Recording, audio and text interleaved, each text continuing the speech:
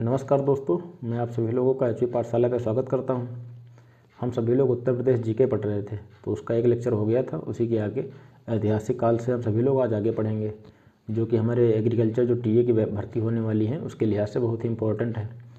क्योंकि तो अगर हमारे मित्रगण जो हमारे चैनल पर नए हैं तो हमारे चैनल को सब्सक्राइब जरूर कर लें और बेल आइकॉन को भी दबा दें, जिससे यहाँ पर जो भी वीडियो अपलोड हो आपको तुरंत मिल जाए। और एक बात, यहाँ पर लगभग आपके एग्ज़ाम तक संपूर्ण सिलेबस आपको अच्छे से अच्छे कवर करा दिया जाएगा। तो खैर, बढ़ते हैं आगे अपने लेक्चर की ओर।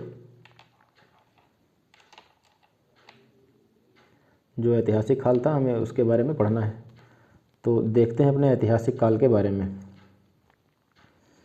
हड़प्पा सभ्यता, सिंधु घाटी सभ्यता के पश्चात भारत में एक नई सभ्यता आर्य सभ्यता या वैदिक सभ्यता का विकास हुआ। ठीक है, तो इसका क्या है, जो हड़प्पा सभ्यता है, सिंधु घाटी सभ्यता के पश्चात भारत में एक नई सभ्यता, कौन सी सभ्यता थी? आर्य सभ्यता। यह विकसित हुई हड़प्पा सभ्यता, सिंधु घाटी सभ्यता, जिसे हड़प्पा सभ्यता को किस सभ्यता के नाम से जानते हैं? तो हड़प्पा सभ्यता को सिंधु घाटी सभ्यता के नाम से भी जाना जाता है। ठीक है, तो इसी के पश्चात भारत में एक नई सभ्यता का विकास हुआ, जिसे हम लोगों ने आर्य सभ्यता का नाम दिया। वैदिक सभ्यता का जो काल है वह 1500 ईसा पूर्व से 600 ईसा पूर्व तक निर्धारित है। हालांकि अलग अलग किताबों में थोड़ा अलग अलग देखने को भी मिल सकता है, तो आप लोग एग्जैक्ट डाटा याद करने के बजाय समथिंग याद रखिए। तो इसको दो भागों में बांटा गया है, ऋग वैदिक काल और उत्तर वैदिक काल। तो ऋग वैदिक काल की समय सीमा क्या है? तो ऋग वैदिक काल की समय सीमा है 1500 से 1000 ईसा पूर्व। जो ऋग वैदिक काल है उसकी समय सीमा हमारी क्या है? तो 1500 से लेकर के 1000 ईसा पूर्व। वहीं अगर उत्तर वैदिक काल की हम लोग बात करें तो 1000 से लेकर के 600 ईसा पूर्व है। अब हम बात करते हैं उत्तर वैदिक संस्कृत का मुख्य केंद्र मध्य देश था। जो उत्तर वैदिक संस्कृत है उसका मुख्य केंद्र क्या था? तो उसका मुख्य केंद्र मध्य देश था। अगर प्रश्न पूछे जा सकते हैं, तो जैसे प्रश्न पूछा गया उत्तर वैदिक काल का जो मुख्य केंद्र था कौन सा है? जो उत्तर वैदिक संस्कृत है उसका मुख्य केंद्र कौन सा है? तो मध्य देश। जो कि प्राचीन काल में गंगा के मैदान में स्थित उत्तर प्रदेश के क्षेत्र को मध्य देश कहा जाता है। जो गंगा के मैदान के स्थित है उत्तर प्रदेश के क्षेत्र को हम लोग क्या कहेंगे? मध्य देश कहते थे। इसमें कुरु, पांचाल, कोसल, सूरसेन जैसे विशाल राज्य स्थित थे। जो 16 महाजनपद हैं, 16 महाजनपद ये उसी के भाग हैं। तो ये उत्तर प्रदेश में स्थित है। ठीक है, कुरु पांचाल क्षेत्र भारद्वाज, याज्ञवल्क्य, वशिष्ठ, विश्वामित्र, वाल्मीकि आदि महान ऋषियों की तपस्थली भी रहा है। कुरु पांचाल में जो क्या है? भारद्वाज, याज्ञवल्क्य, वशिष्ठ, विश्वामित्र, वाल्मीकि आदि के महान ऋषियों की तपस्थली भी रही है। ठीक है, तो आपके जो प्रश्न पूछे जाते हैं वो हमने बात कर ली थी महत्वपूर्ण व्यक्तियों से संबंधित, महत्वपूर्ण ऐतिहासिक स्थल, इस प्रकार के प्रश्न आपके एग्जाम में देखने को मिलते हैं। तो हम लोगों ने महत्वपूर्ण ऐतिहासिक स्थलों के बारे में बात कर ली थी। आज हम सब लोग ऐतिहासिक व्यक्ति जो इनका संबंध किस क्षेत्र से उसके बारे में भी हम लोग बात कर लेंगे। अगर हम बात करें कुरु राज्य का विस्तार, कुरु राज्य का जो विस्तार है कहाँ तक है? मेरठ, दिल्ली, थानेश्वर तक था। अगर प्रश्न पूछा जा सकता है आपके एग्जाम में कि कुरु राज्य का विस्तार निम्नलिखित में से किस क्षेत्र में नहीं था, तो इसके 3 के अतिरिक्त जो भी आपके ऑप्शन में आएगा आप लोग उस पर टिक कर देंगे। तो मेरठ हो गया, दिल्ली हो गया, थानेश्वर हो गया, जिसकी राजधानी बाद में हस्तिनापुर एवं इंद्रप्रस्थ हो गई थी, आसदीवत थी, जिसे हस्तिनापुर इंद्रप्रस्थ। तो कुरु का जो प्रचलित राजधानी इंद्रप्रस्थ है। अक्सर जो एग्जाम में देखने को मिलती है ये इंद्रप्रस्थ देखने को मिलती है। परीक्षित और जन्मजेय कुरु के राजा थे। परीक्षित और जन्मजेय जो थे इसी कुरु के राजा थे। तो कुरु की राजधानी अगर पूछा जाए, कुरु महाजनपद की राजधानी कौन सी? प्रश्न अगर पूछा जाए कि निम्नलिखित में से कौन सा प्रश्न अगर पूछा जाए कि अगर प्रश्न पूछा जा सकता है, किस प्रकार का प्रश्न बन सकता है कि कुरु महाजनपद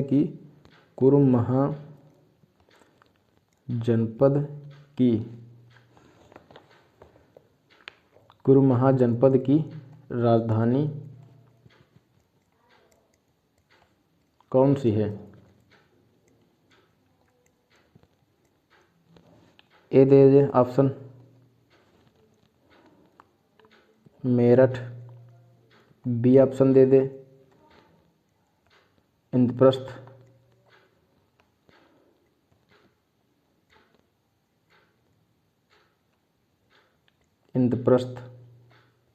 सी ऑप्शन दे दे आपका मध्य देश, कुछ भी दे सकता है, मध्य देश। डी आपका दे दे उपरोक्त में से कोई नहीं, तो आपका सही उत्तर क्या होगा? इंद्रप्रस्थ। तो इस प्रकार के प्रश्न देखने को मिलते हैं आपके एग्जाम में। तो कुर्म महाजनपद की राजधानी कौन सी है? तो इंद्रप्रस्थ राजधानी है। इस प्रकार के प्रश्न देखने को मिल सकते हैं आप लोगों को।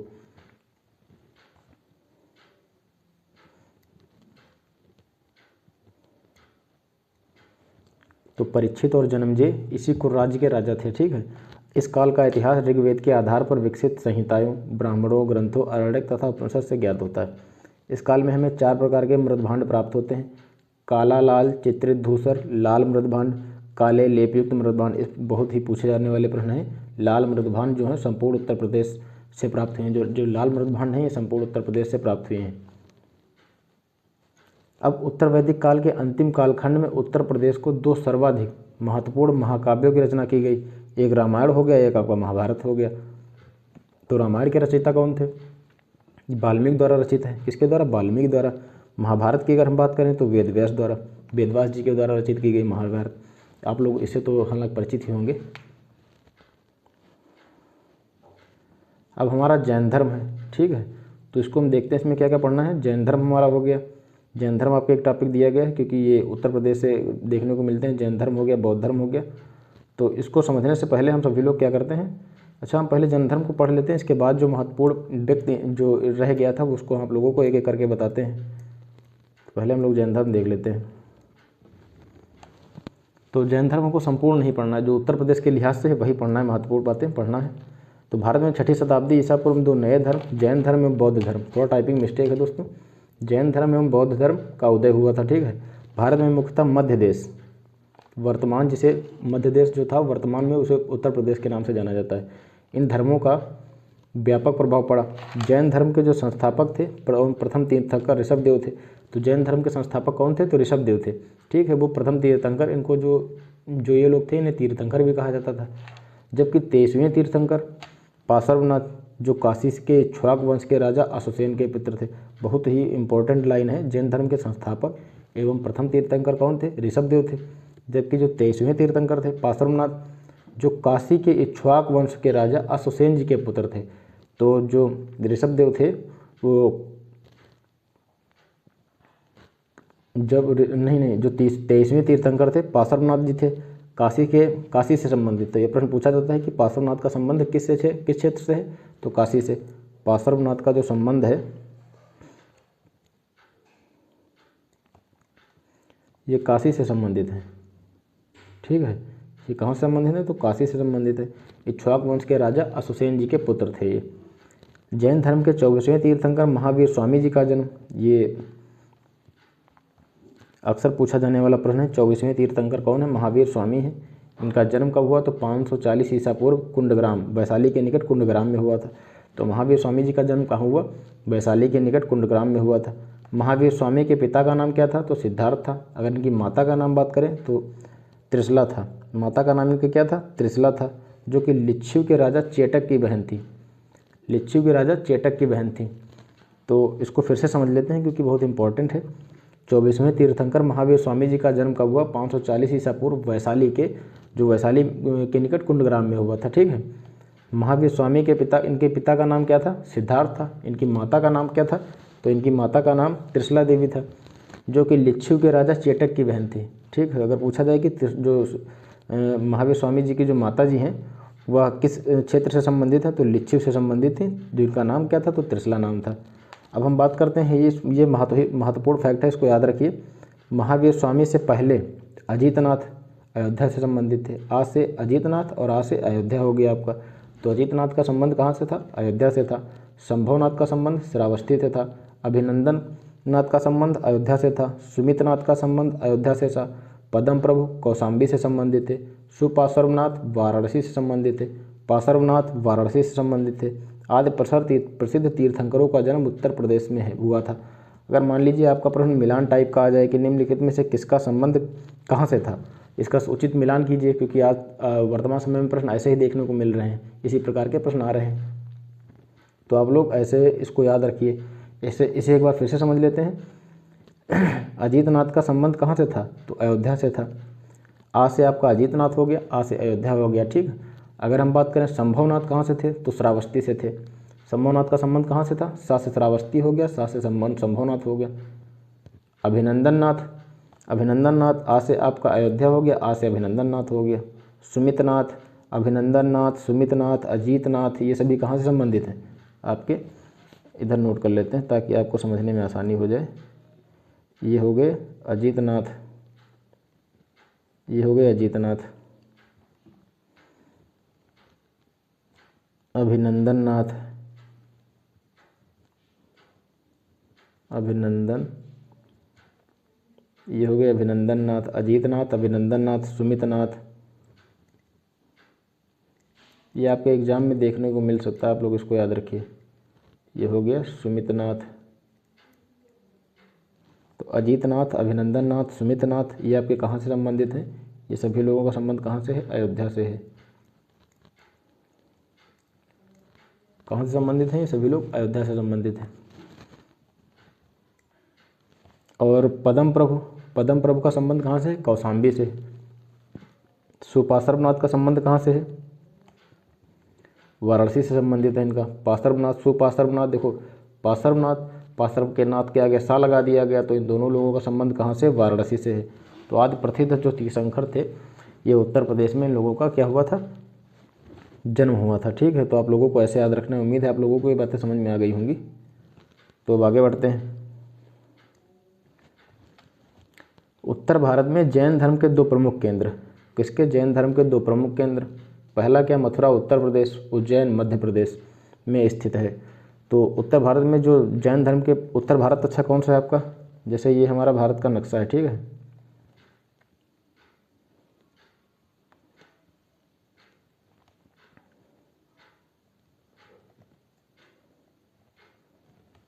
ये हमारा भारत का नक्शा हो गया दोस्तों। तो उत्तरी इलाका जो आपका है ये वाला हो गया, ये सभी उत्तरी इलाका हो गया। ये आपका दक्षिणी इलाका हो गया, ये आपका पूर्वी इलाका हो गया, ये आपका पश्चिमी इलाका हो गया, ये सब। तो इसकी बात की जा रही, इस वाले एरिया की बात की जा रही है। तो क्या कह रहा है कि उत्तर भारत में जैन धर्म के दो प्रमुख केंद्र, एक हो गया मथुरा आपका उत्तर प्रदेश, जो यहाँ पे आपका स्थित है उत्तर प्रदेश मथुरा। एक उज्जैन मध्य प्रदेश, जो आपका यहाँ पे स्थित है, मध्य प्रदेश में उज्जैन और उत्तर प्रदेश के मथुरा में स्थित है। कुषाण काल में मथुरा, कुषाण काल में जो मथुरा है आपका, कुषाण काल में जो मथुरा है जैन धर्म के एक समृद्ध केंद्र के रूप में प्रतिष्ठित हुआ। तो कुषाण काल में कौन सा एक ऐसा जैन धर्म जो प्रमुख रूप से प्रसिद्ध था, तो मथुरा था। इस प्रकार के प्रश्न देखने को मिलेंगे आप सभी लोगों को, आप सभी लोग याद रखिए। महोबा के गोखर में, ये आपके, आप लोग अगर घटना चक्र के उत्तर प्रदेश की जीके पढ़ेंगे तो ये सभी उसमें टॉपिक देखने, बिंदु आपको देखने को भी मिलेंगे। महोबा के गोखर पहाड़ पर चट्टानों को काटकर 24 जैन तीर्थंकरों की प्रतिमा का निर्माण किया गया था। महोबा के गोखर पहाड़ पर चट्टानों को काटकर 24 जैन तीर्थंकरों की प्रतिमा का निर्माण किया गया था। नवे तीर्थंकर सुविधिनाथ पुष्पदंत का निवास स्थल काकडी देवरिया उत्तर प्रदेश में था। तो काकंडी जो थे उत्तर प्रदेश के देवरिया से संबंधित थे। ये नवे तीर्थंकर थे। सुविधिनाथ पुष्पदंत का निवास स्थल काकंडी देवरिया उत्तर प्रदेश में था। जो नवे तीर्थंकर थे सुविधिनाथ पुष्पदंत, इनको पुष्पदंत भी कहा जाता था। इनका निवास स्थल क्या है, काकंडी देवरिया उत्तर प्रदेश है। तो ये बहुत ही महत्वपूर्ण लाइनें हैं। जैसे फिर से एक बार समझ लेते हैं कि जैन धर्म के दो प्रमुख केंद्र, उत्तर प्रदेश में मथुरा और मध्य प्रदेश में उज्जैन। ठीक है, कुषाण काल में जो मथुरा था वो अत्यधिक प्रसिद्ध था। महोबा के गोखर पहाड़ पर, किस पहाड़ पर, तो गोखर पहाड़ पर चट्टानों को काटकर 24 जैन तीर्थंकरों की प्रतिमाओं का निर्माण किया गया था। अब बात करते हैं नवे तीर्थंकर सुविधिनाथ, जो पुष्पदंत का निवास स्थल काकंडी देवरिया उत्तर प्रदेश में था। अब हम आगे बढ़ते हैं, जो साढ़े एक समझ लेते हैं। मोटा मोटे जो प्रश्न बन सकते हैं, महावीर स्वामी जी का जन्म कब हुआ, तो 540 ईसा पूर्व, 540 ईसा पूर्व में हुआ था। इनका जन्मस्थल की अगर हम बात करें तो कुंडग्राम वैशाली में, कुंडग्राम में हुआ था, वैशाली के निकट। बचपन का नाम महावीर स्वामी के बचपन का क्या नाम था, तो वर्धमान था। महावीर स्वामी के बचपन का नाम क्या था, तो वर्धमान था। इनके पिता की अगर हम बात करें सिद्धार्थ, जो वज्र संघ के प्रधान कुंडग्राम के जातक क्षत्रिय कुल के रूप में प्रधान थे। ठीक है। इनकी माता की अगर हम बात करें त्रिशला देवी थी, जो लिच्छिव शासक चेटक की बहन थी। किसकी बहन थी? चेटक की बहन थी। जो लिच्छवी शासक थे उनकी चेटक की बहन थी। इनकी अगर पत्नी की बात करें तो यशोदा थी। कुंडी गोत्र की राजा समरवती की पुत्री थी। अगर महावीर स्वामी के पुत्री की बात करते हैं तो प्रियदर्शना थी। अयोध्या इनका नाम था, अयोध्या।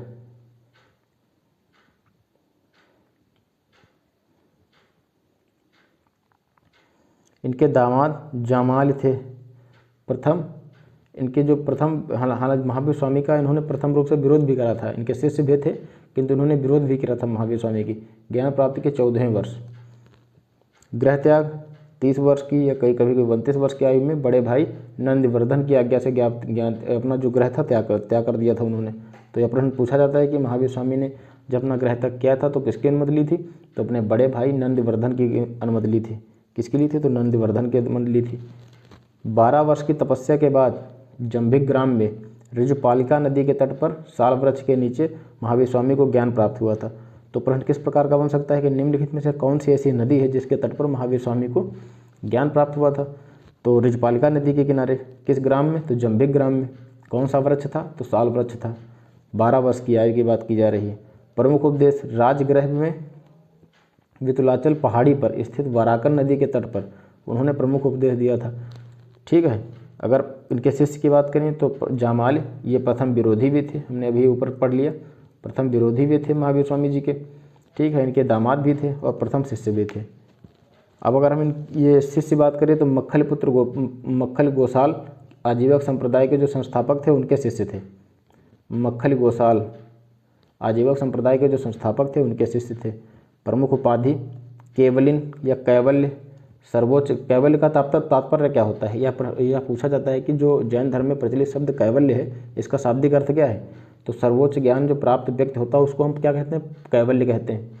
जिन का तात्पर्य क्या होता है? तो जिन का तात्पर्य विजेता होता है। निर्ग्रंथ का तात्पर्य क्या होता है? बंधन रहित। अरहत का तात्पर्य क्या होता है? पूज्य होता है। इसको आप लोग एक बार फिर से समझ लीजिए। जो कैवल्य हैं, कैवल्य का तात्पर्य क्या होता है? सर्वोच्च ज्ञान प्राप्त करने वाला व्यक्ति, अर्थात जिस व्यक्ति ने सर्वोच्च रूप से ज्ञान प्राप्त कर लिया हो तो उसे क्या कहेंगे? उसे हम लोग कैवल्य कहेंगे। ठीक है। जो जैन धर्म के अनुसार, किस धर्म के अनुसार? जैन धर्म के अनुसार। अब बात करते हैं जिन की। जिन विजेता जो है निर्ग्रंथ। जिन क्या किसे कहेंगे? जिन का तात्पर्य शाब्दिक क्या है? विजेता। निर्ग्रंथ का तात्पर्य बंधन रहित। बंधन रहित जो व्यक्ति हैं वो क्या कहलाएंगे? निर्ग्रंथ कहलाएंगे। अरहत का तात्पर्य क्या है? पूज्य। शाब्दिक अर्थ क्या है? पूज्य है। तो ये सभी लोग, हम सभी लोग जैन धर्म से संबंधित जो महत्वपूर्ण बिंदु हैं उनको समझ रहे हैं।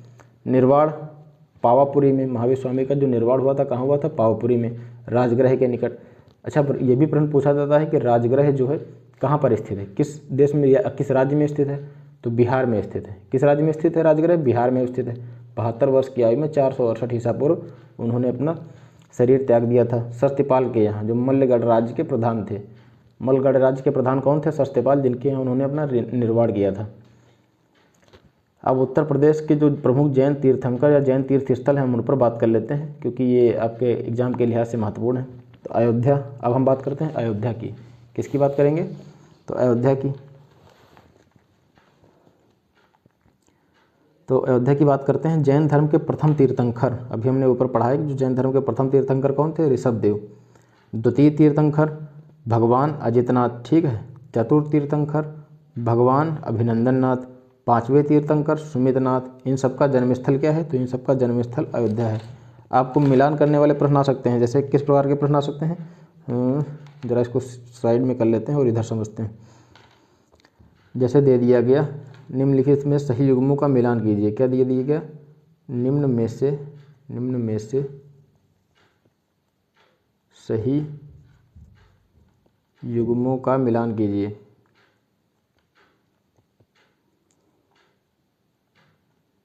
मिलान करें। A B C D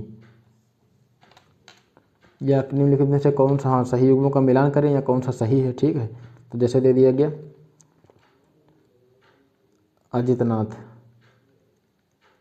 Ajitnath, इधर दे दिया गया अयोध्या,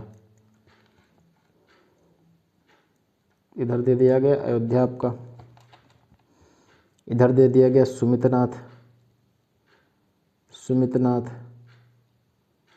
इनका लिख दिया गया श्रावस्ती, श्रावस्ती लिख दिया गया। इनका लिख दिया गया अभिनंदन नाथ, अभिनंदन नाथ, अभिनंदन नाथ लिख दिया गया। और इनका क्या दे दिया गया आपका सीतापुर दे दिया गया। और इनका दे दिया गया, और आपके कौन से हो गए ऋषभदेव जी, ऋषभदेव, इनका आपको दे दिया गया, कहीं भी दे दिया गया, बहराइच दे दिया गया, बहराइच। तो इसमें से कौन सा सही सुमेलित है? तो आपका प्रश्न क्या बना? तो इसमें से कौन सा सही सुमेलित है? तो अजितनाथ अयोध्या ये आपका सही सुमेलित है। ये बाकी तीनों गलत हो गए, क्योंकि सुमितनाथ का भी जन्म स्थान कहाँ था? अयोध्या था। अभिनंदन नाथ का कहाँ था? उनका भी अयोध्या था। ऋषभनाथ का कहाँ था, या ऋषभदेव जी का कहाँ था? उनका भी अयोध्या था। तो ये तीनों गलत हो गए, आपका ये सही होगा। इस प्रकार के प्रश्न आपके एग्जाम में पूछे जाने की भरपूर संभावना है।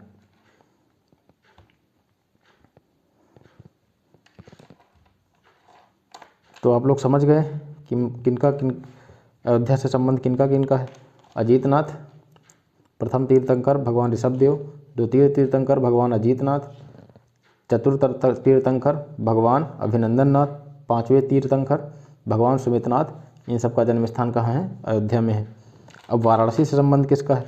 सुपार्श्वनाथ वाराणसी से संबंधित है। 23वें तीर्थंकर भगवान पार्श्वनाथ वाराणसी से संबंधित है। कैसे याद रखेंगे? तो मान लेते हैं ये पार्श्वनाथ लिखा है, पार्श्वनाथ, वा से क्या है? वाराणसी है। अब अगर हम इसके आगे सा लगा दें तो सुपार्श्वनाथ हो गया। वा से ये भी वाराणसी है, वाराणसी। तो ये याद करने की ट्रिक हो गई।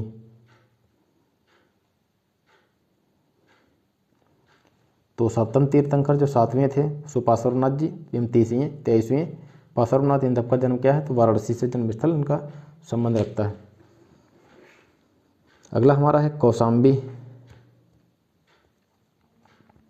कौशाम्बी जनपद का ग्राम पभोसा छठे तीर्थंकर भगवान पद्म प्रभु से संबंधित है। पा से पद्म प्रभु, पा से पभोसा। पभोसा कहाँ स्थित है? तो कौशाम्बी जनपद में स्थित है। तो किसका संबंध है? कौशाम्बी से संबंध है। ठीक है।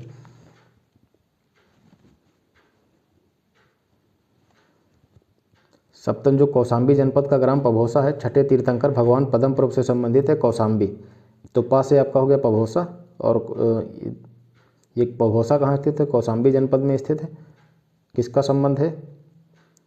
पद्म प्रभु जी का संबंध है। अगला हमारा है श्रावस्ती।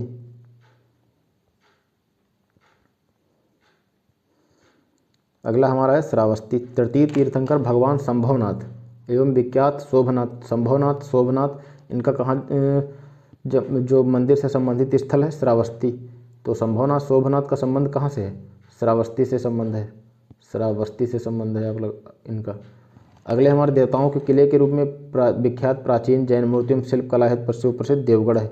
देवगढ़ में दशावतार का मंदिर भी है, दशावतार का मंदिर है, या जैन धर्म से संबंधित है और एवं गुप्त काल में बना था। गुप्त काल में बना था। ये किससे संबंधित है? जैन धर्म से संबंधित। बहुत ही प्रचलित प्रश्न है, बहुत ही इम्पोर्टेंट। जैन धर्म से संबंधित है। तो देवताओं के लिए किले के रूप में विख्यात प्राचीन जैन मूर्तियों एवं शिल्पकला है सुप्रसिद्ध कौन सा है? देवगढ़। देवगढ़ किस काल से संबंधित है? तो गुप्त काल से संबंधित है और जैन धर्म से संबंधित है। अब हमारा महोबा, गोखर पहाड़ पर चट्टानों को काटकर निर्मित 24 तीर्थंकरों की प्रतिमाओं हेतु विख्यात है। क्या विख्यात है? तो महोबा विख्यात है। ठीक है। अगला हमारा काकंडी। काकंडी जो स्थल है कहाँ स्थित है? हमने अभी बात कर ली थी ऊपर। तो 9वें तीर्थंकर भगवान सुविधनाथ, सुविधनाथ पुष्पदंत जिनको कहा जाता था, ये काकंडी से संबंधित हैं। अयोध्या का प्राचीन नाम क्या था? तो अयाजसा था। अयाजसा अयोध्या का प्राचीन नाम था। काकंडी नामक स्थान से सुविधनाथ का संबंध जो पुष्पदंत थे उनका निवास स्थल था। तो हम सभी लोगों ने उत्तर प्रदेश के इतिहास में जो प्राचीन इतिहास था, यहाँ इसमें करीब हमने जैन धर्म तक के पढ़ लिया है। तो आगे हमारा बौद्ध धर्म रहेगा और उत्तर प्रदेश के जो प्राचीन इतिहास से अन्य महत्वपूर्ण बातें हैं उन पर नज़र डालेंगे। फिर अपने मध्यकालीन इतिहास की ओर बढ़ेंगे। फिर उसके बाद आधुनिक इतिहास कालीन, जिसमें 1857 की क्रांति भी होगी, उससे संबंधित होंगे। तो खैर उत्तर प्रदेश के ऐतिहासिक व्यक्तियों एवं उनसे संबंधित जिलों के बारे में बात कर लेते हैं, तो अच्छे से समझ लेते हैं हम लोग यहाँ पर। उनकी एक सूची देख लेते हैं, क्योंकि जो आपके परीक्षाओं में अक्सर पूछे जाने वाले या पूछे गए प्रश्न बने हैं वहाँ से, तो उस पर हम बात कर लेते हैं। तो पहला हमारा क्या है, जियाउद्दीन बर्नी। जियाउद्दीन बर्नी, जियाउद्दीन बर्नी यह उत्तर प्रदेश के किस जिले से संबंधित हैं? बुलंदशहर से संबंधित हैं। तो जियाउद्दीन बर्नी का संबंध किस जिले से? उत्तर प्रदेश के बुलंदशहर से। अगले हमारे हैं निजामुद्दीन औलिया। निजामुद्दीन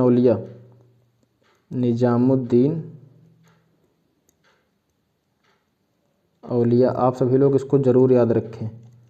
निजामुद्दीन औलिया, इनका संबंध कहाँ उत्तर प्रदेश के किस जिले से? तो बदायूं से है। ठीक है। अगर हम बात करते हैं अमीर खुसरो की, अमीर खुसरो का जन्म कहाँ हुआ था? अमीर खुसरो का जन्म कहाँ हुआ था? तो ये पटियाली कासगंज एटा। अमीर खुसरो का जन्म कहाँ हुआ था? कासगंज में हुआ था।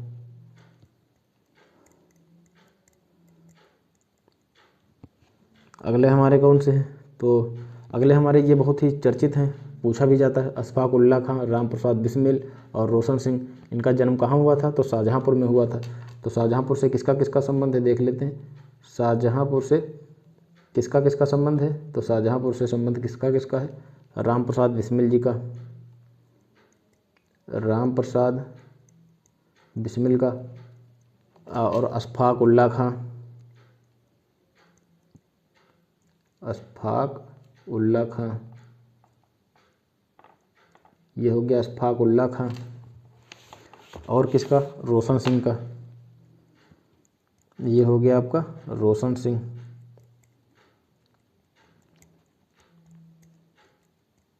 इन तीनों लोगों का जन्मस्थल कहाँ से? शाहजहाँ से संबंधित है। हाल ही में चर्चित भी रहा उत्तर प्रदेश सरकार के द्वारा, क्योंकि जो काकोरी कांड था उसका नाम बदला गया है। तो आप लोग इसको याद रखिए, ये आपके करंट के लिहाज से भी महत्वपूर्ण है। अब हम आगे बात करते हैं टोडरमल का जन्म कहाँ हुआ था? टोडरमल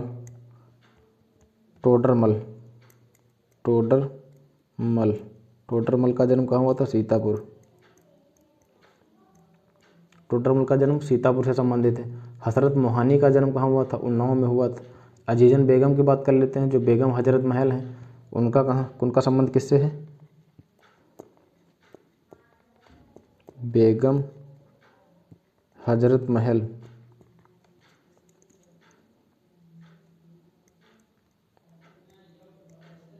बेगम हजरत महल हो गई और अजीजन बेगम हो गई।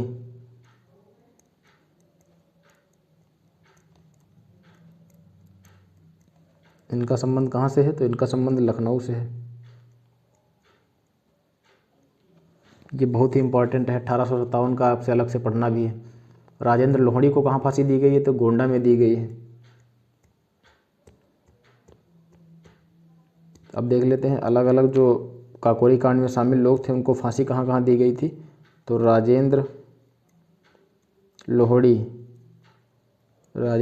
इनको दी गई थी फांसी कहाँ? गोंडा में दी गई थी। गोंडा में फांसी इनको दी गई थी। ठीक है। अब अशफाक उल्ला खां को कहाँ दी गई थी? अशफाक उल्ला को अयोध्या में दी गई थी।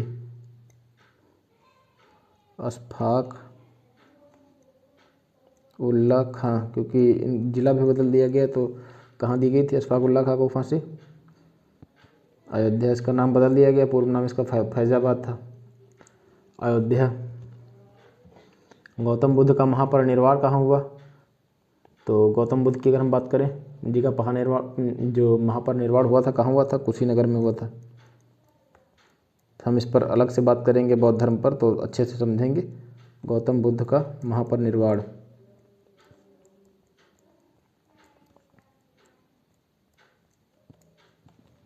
ये कहाँ? कुशीनगर में हुआ था दोस्तों। ये बहुत ही पूछा गया प्रश्न है, बहुत कई बार, बहुत महत्वपूर्ण है। अगला हमारा है राम मनोहर लोहिया जी का जन्म कहाँ हुआ था? तो राम मनोहर लोहिया जी का जन्म तो तत्कालीन फैजाबाद और अम्बेडकर नगर में हुआ था। राम प्रसाद बिस्मिल जी को फांसी कहाँ दी गई थी? अगर तो राम प्रसाद बिस्मिल जी को फांसी दी गई थी गोरखपुर में। राम प्रसाद बिस्मिल, इनको फांसी कहाँ दी गई थी? तो इनको फांसी दी गई थी गोरखपुर में।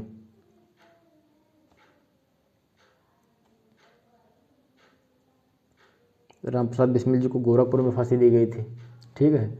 और हम बात करें मंगल पांडे, चित्तू पांडे, इन सबका संबंध कहाँ था, किससे था? तो उत्तर प्रदेश के बलिया जिले से था। इन्होंने 1857 के विद्रोह में बहुत ही अहम रोल निभाया था। जब हम पढ़ रहे होंगे तो इस पर विस्तृत रूप से चर्चा भी करेंगे। स्वामी सहजानंद सरस्वती, गाजीपुर, इन सबका संबंध था। तो जो आज की हमने महत्वपूर्ण जो हमारे जैन धर्म से संबंधित तथ्य थे उन पर हम लोगों ने बात कर लिया, और जो उत्तर प्रदेश के ऐतिहासिक व्यक्ति हैं हम लोग उन पर बात कर रहे हैं। तो इसी पर जो कुछ महत्वपूर्ण बचे हुए हैं हम लोग अगले लेक्चर में कर लेंगे। फिर उसके बाद बौद्ध धर्म पे आएंगे, और जो उत्तर प्रदेश के प्राचीन इतिहास से संबंधित महत्वपूर्ण बातें होंगी उस पर हम लोग चर्चा करेंगे। तो धन्यवाद दोस्तों, आज का लेक्चर हमारा यहीं तक था। मिलते हैं अगले दिन। नमस्कार।